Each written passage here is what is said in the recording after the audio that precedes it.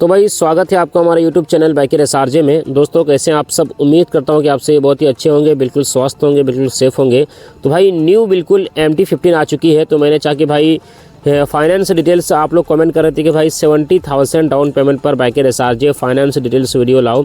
इससे पहले भी मैंने 40,000, 50,000, 60,000 और 80,000, 90,000 और 1 लाख डाउन पेमेंट पर मैंने वीडियो बनाया है आज से करीब 5-6 महीना पहले।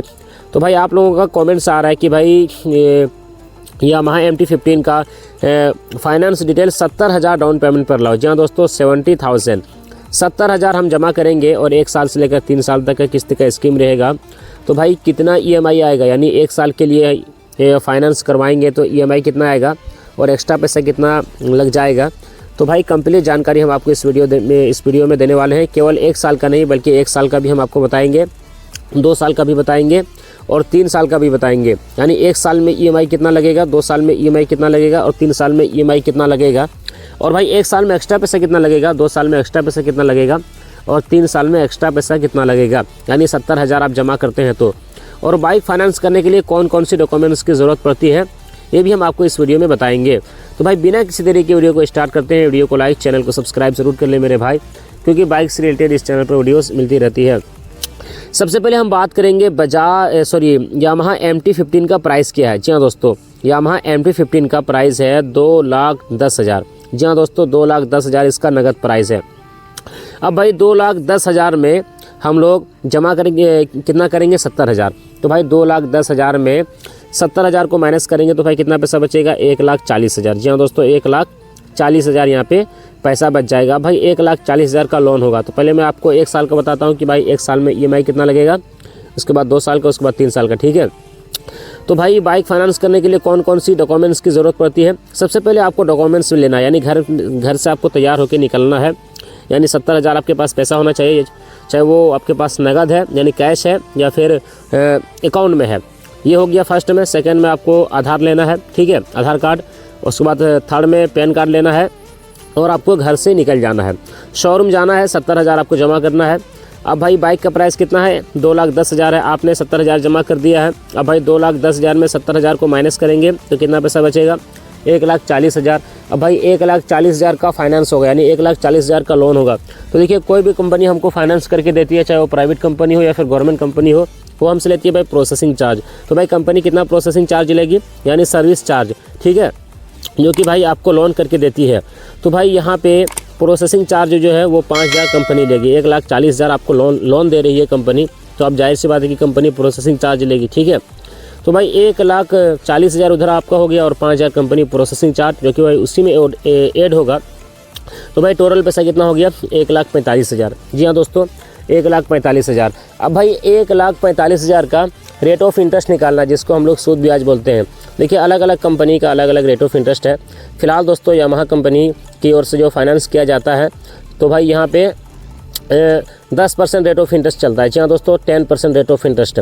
तो अब भाई 1,45,000 का 10% में 1 साल का रेट ऑफ इंटरेस्ट निकालेंगे तो भाई 14,500 यहाँ पे रेट ऑफ इंटरेस्ट निकल के आएगा। कितना निकल के आएगा, 14,500 10% में। तो अब भाई 14,500 को हम लोग प्लस करेंगे कितना से, 1,45,000 से। तो भाई टोटल पैसा हो जाएगा यहाँ पे 1,59,500। जी हाँ दोस्तों, 1,59,500 टोटल पैसा हो जाएगा। अब भाई 1,59,500 को हम लोग डिवाइड करेंगे कितना से, 1 साल से, क्योंकि हम लोग 1 साल के यहाँ पे रेट ऑफ इंटरेस्ट निकाले हैं और 1 साल का भी हम लोग फाइनेंस डिटेल समझ रहे हैं और 1 साल का हम लोग लोन करवा रहे हैं। ठीक है, सपोज दैट। तो अब भाई 1,59,500 को हम लोग डिवाइड करेंगे कितना से, 1 साल से। और 1 साल में कितने महीने होते हैं, 1 साल में 12 महीने होते हैं। तो चलिए मेरे भाई 12 से डिवाइड करते हैं 1,59,000 को। तो फाइनली दोस्तों यहाँ पे 1,59,500 को 12 से डिवाइड करने के बाद जो पर मंथ की EMI यहाँ पे निकल के आया है 1 साल वाला में 13,291। जी हाँ दोस्तों, 13,291 पर मंथ की EMI यहाँ पे निकल के आया है 1 साल वाला में।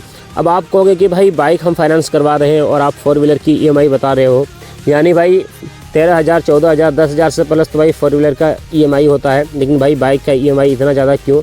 तो सवाल ये है कि भाई आपके सवाल का जवाब ये है कि भाई 1 साल के लिए आप करवा रहे हैं, इसीलिए EMI इतना ज़्यादा है। 4 व्हीलर में 4-5 साल के लिए 4 व्हीलर का तो भाई प्राइस ही बहुत ज़्यादा होता है। तो 4-5 साल का उसमें फाइनेंस होता है, तो उसमें 13,000, 14,000 या फिर 15,000 EMI लगता है। 4-5 साल के लिए, लेकिन यहाँ पे आपको 1 साल के लिए लग रहा है। ठीक है, तो भाई यहाँ पे जो हिसाब निकल के आया है, आपके पास भी कैलकुलेटर है, आप भी हिसाब कर सकते हैं मेरे भाई, आप भी एजुकेटेड हैं तो आप हिसाब कर सकते हैं। प्रॉपर मैंने आपको हिसाब बताया, यानी 13,291 रुपया 1 साल में EMI यहाँ पे निकल के आएगा। ठीक है, 70,000 यदि आप जमा करते हैं तो। और 1 साल में एक्स्ट्रा पैसा कितना लगा ये भी मैं आपको बता दूँ। 1 साल में एक्स्ट्रा पैसे की अगर बात की जाए तो देखिए 5,000 प्रोसेसिंग चार्ज लग गया, और जो रेट ऑफ इंटरेस्ट है वो 14,500 हो, 14,500। तो भाई 14,500 प्लस 5,000 प्रोसेसिंग चार्ज, टोटल पैसा हो जाता है 19,500। 19,500 1 साल में एक्स्ट्रा पैसा लग रहा है। कितना लग रहा है? 19,500 1 साल में एक्स्ट्रा पैसा। तो भाई मैंने यहाँ पे आपको 1 साल का EMI भी बताया है, और 1 साल का एक्स्ट्रा पैसा भी मैंने आपको बता दिया है। अब भाई हम लोग इसको देखेंगे कि भाई 2 साल में कितना EMI आता है, यानी 2 साल में EMI कितना आता है और 2 साल में एक्स्ट्रा पैसा कितना लगता है। चलिए अब मैं आपको 2 साल का फाइनेंस डिटेल समझा रहा हूँ। ठीक है, ये 1 साल का हो गया। तो जैसा कि दोस्तों बाइक का प्राइस है 2,10,000, आपने यहाँ पे जमा किया 70,000। आप भाई 2,10,000 में 70,000 को माइनस करेंगे तो भाई कितना पैसा बचेगा? 1,40,000। अब भाई 1,40,000 में प्रोसेसिंग चार्ज ऐड करना है 5,000, टोटल पैसा हो जाता है 1,45,000। अब भाई 1,45,000 का 10% में रेट ऑफ इंटरेस्ट निकालना है 2 साल के लिए। 1 साल के लिए रेट ऑफ इंटरेस्ट कितना? 14,500।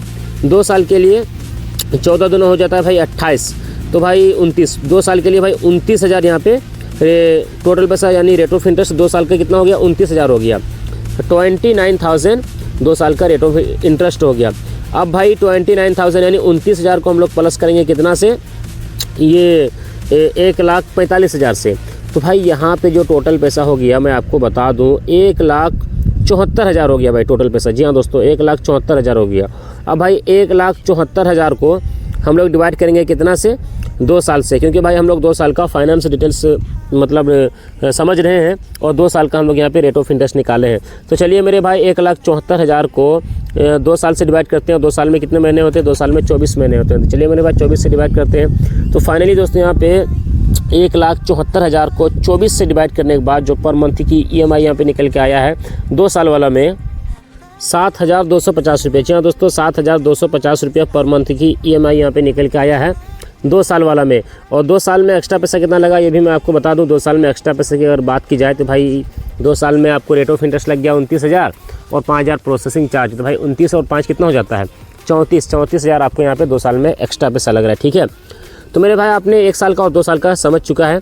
अब मेरे भाई आप 3 साल का समझेंगे। ठीक है, तो जैसा कि दोस्तों बाइक का प्राइस है 2,10,000, आपने यहाँ पे जमा किया 70,000। आप भाई 2,10,000 में 70,000 को माइनस करेंगे तो कितना पैसा बचेगा? 1,40,000। 1,40,000 में प्रोसेसिंग चार्ज ऐड करना है 5,000, टोटल पैसा हो जाता है 1,45,000।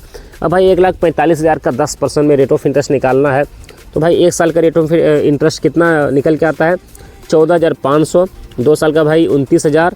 और भाई यहाँ पे जो है 3 साल का रेट ऑफ इंटरेस्ट निकल के आएगा मेरे भाई। 3 साल का रेट ऑफ इंटरेस्ट, 1 सेकंड में जोड़ लूँ, 15,45 माइनस 3,500, तो भाई यहाँ पे टोटल क्या उसको बोलते हैं 1,43,500। जी हाँ दोस्तों, 1,43,500 सॉरी 43,500 43,500 यहाँ पे 3 साल का रेट ऑफ इंटरेस्ट निकल के आएगा।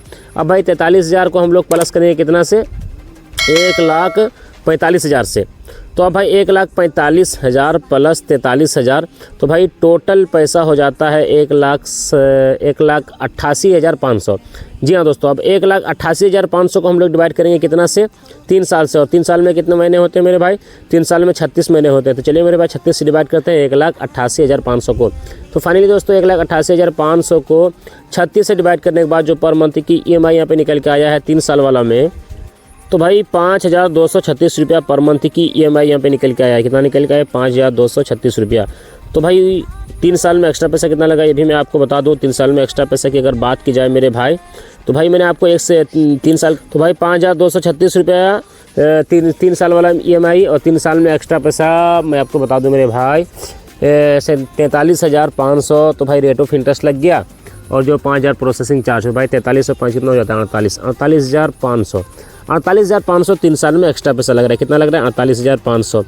तो मेरे भाई मैंने आपको 1 साल का बताया, 2 साल का बताया और 3 साल का बताया। ठीक है, टूटी फूटी ज़बान से अटक के, तो आप इससे ये अंदाज़ा लगा पा रहे हैं कि भाई बाइकर SRJ कितनी मेहनत के साथ आपको एक अच्छी वीडियो देने की कोशिश करता है। इस तरह की वीडियोस बहुत कम लोग यूट्यूब पर बनाते हैं। और भाई इस वीडियो से ये आपको फ़ायदा है कि भाई किस प्रकार से बाइक फाइनेंस होता है, एक टर्म एंड कंडीशन को आप समझ सकते हैं, जान सकते हैं।